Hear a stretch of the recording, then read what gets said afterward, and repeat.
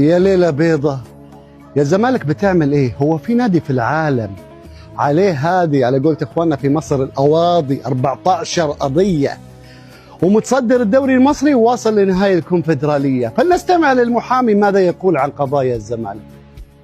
ماذا أقول؟ وأي شيء يقال،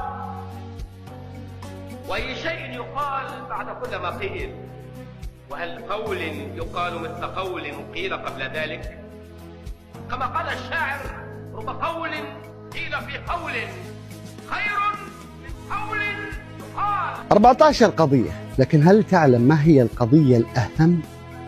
هو أن الزمالك لا يكسر، قد يغيب عن المنصات وهذا الشيء شاهدناه، ولكن لا تكسر إرادة هذا النادي الكبير.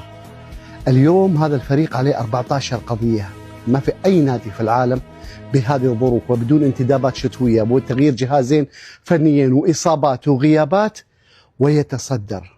ضاقت، فلما استحكمت حلقاتها فرجت، وكنت أظنها لا تفرج. إنه الزمالك يا سادة، البيت الأبيض عند العرب هو الزمالك.